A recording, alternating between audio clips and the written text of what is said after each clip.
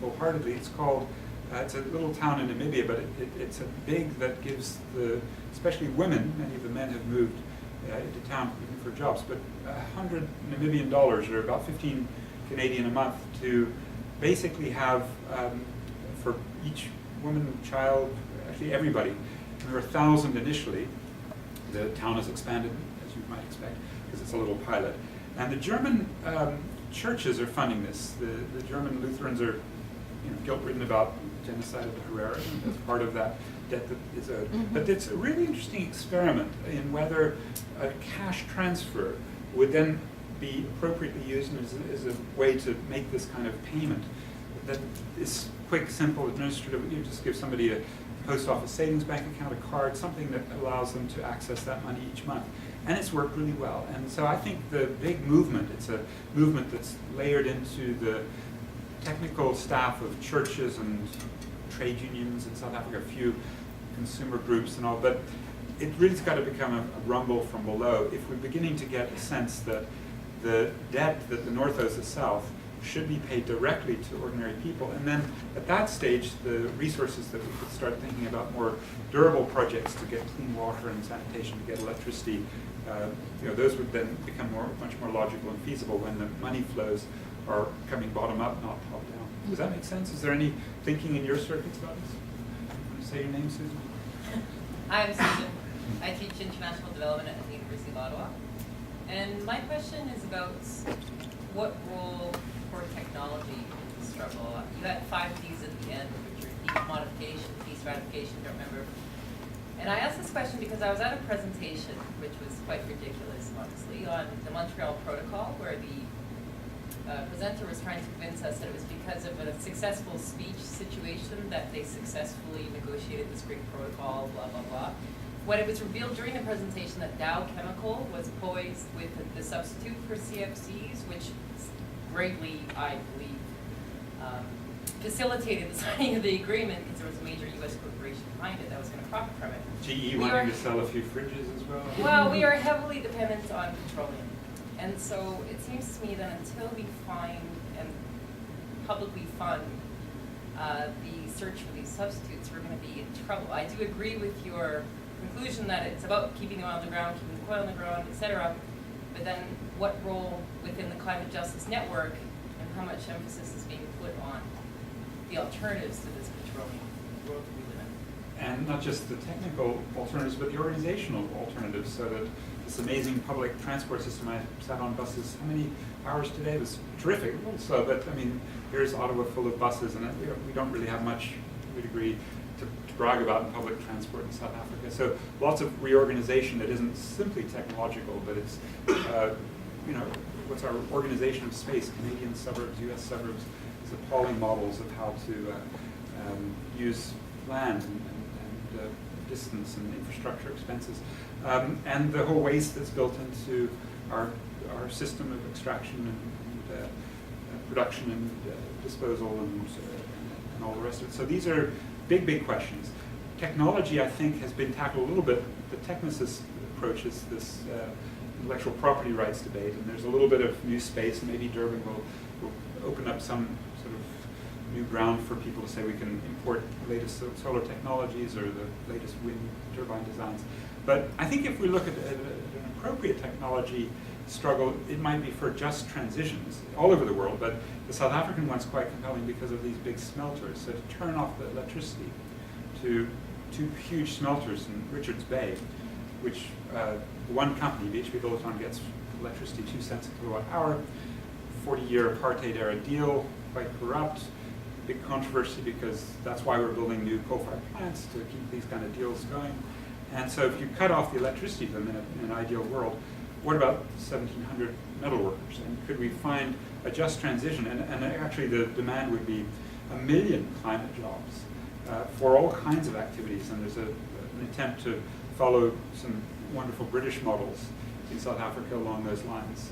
In fact, the author from Britain just spent last week in South Africa doing education with people about just transition ideas and 1 million jobs. So some of them for the metal workers could be, well, we have smelting skills and welding skills. Let's take those and start making quite simple solar passive hot water heaters, the geysers they call it. These solar heaters are really plastic piping and glass and some metal in a tank, and that would basically cut a third of every household's electricity bill if they're on an electrical geyser, and then it would save, as a result, such a huge chunk of the coal that we wouldn't, on the consumption side, need to build these big new coal-fired plants. And so this is part and parcel of a discussion to say, can metal workers find unity with Greens, who are otherwise job killers in popular discourse, and with communities, so that the red and green of labor, community, and environment fit together.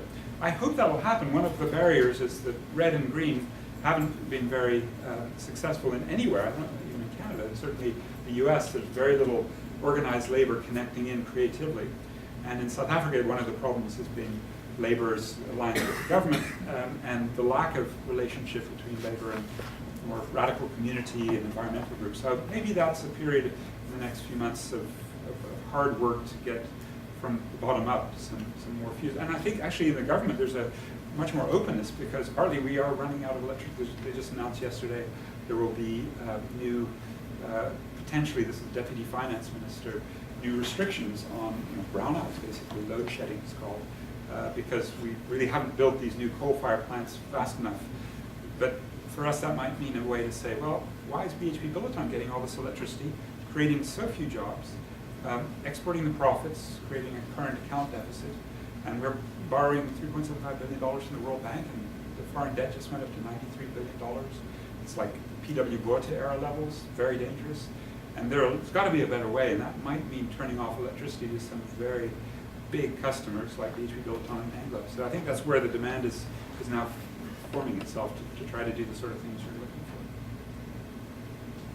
But technology's hard, and I'm not the right person. But the ETC group, I should just add, is the right group, I think, in Canada to connect into. I call Pat Mooney in Winnipeg, and a wonderful set, Diana Bronson here, and I mean, really good people who watch this, and especially watch the dangers of the false solutions that are all around us. I mean, this iron filings in the ocean that will create algae blooms, or popping sulfur dioxide into the air to have global cooling, all kinds of crazy things out there. And they will be funded. They were actually originally carbon market strategies, and some investors did believe them.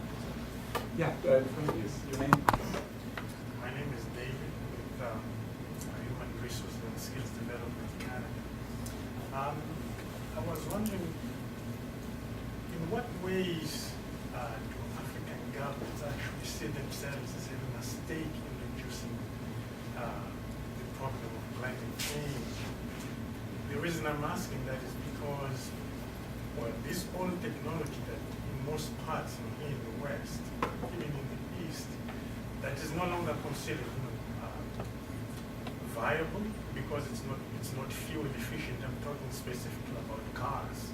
These clunkers, they are being imported from East and West with so much enthusiasm, and they're clogging the streets. And I'm not so sure whether it's viewed as development, but it's these governments, African governments, that are actually allowing that to happen. And from what I hear, people are having dinner in cars when they're coming back from work in places like Accra. And the same thing is happening Because of traffic jams. because of traffic jams. So they have to plan to have dinner in the car when they're way back from work in the evening, because they spend so much time on the roads in the cars. Plus they get an extra soot topping from how bad these clunkers are and how rotten they are, and the whole leaded gas. I had a whole week of that in Senegal. And it's the same thing in Mozambique. Yeah. There's lots of SUVs there. They're not fuel efficient. They wouldn't be considered as useful technology here, but they are being imported from this side of the world.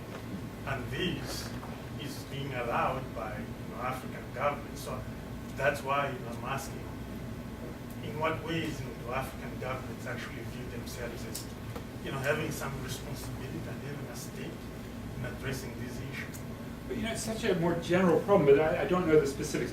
The aid industry has had things like secondhand clothes being dumped on Africa and ruining the local textile and clothing industry. We know all of the awful processes of being secondhand. There is another argument that says, well, Africa's moved to cell phone technology faster than expected and leapfrogged over don't need all these copper lines and all the rest. So there's a lot of interesting debate about case by case. But as a more general question, will African elites, stand up and there's an effort called NEPAD, the New Partnership for Africa's Development, the Africa Peer Review Mechanism. Many of us looked with skepticism because we found that the people driving it were doing so in a way that was subservient to Northern and Western. In fact, I think Commissioner Mahapeko's brilliant critique of NEPAD from 2002 should be widely circulated, unless it's perhaps embarrassing now. But I doubt it is. I mean, Maha speaks her word. The point is, I don't think they went anywhere. I think the fascination with how to help African elites into this circuit of global power with Thabo Mbeki kind of peaked, and Obasanjo and Abdulaziz Bouteflika and Wade. But then it ran out because of its own contradictions. And don't take it from me, Wade himself, the Senegalese leader, said, this NEPAD is just hot air. And they closed more or less the core processes in Midrand and tried to recapture them in Addis. But it all was downgraded. And when you have the APRM being run by the Zanawis and so forth, it just becomes farcical because they're Gaddafi, so many leaders of the AU have just been recycled dictators, and I think Tendai Biti, the finance minister of Zimbabwe, put it, that's really, at the end of the day, it is a trade union of dictators supporting each other. So, what comes from below? From North Africa, all the lessons we need. I mean, good and bad, but certainly the fear in the AU is palpable. Their failure to get on board a democracy movement in the north of the continent. You could just say, well, Libya's still got money and still paying them.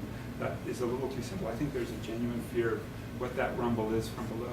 I'd love to see more. Swaziland about a week and a half ago was the site where thousands of people gathered to protest the king and all the dictatorship.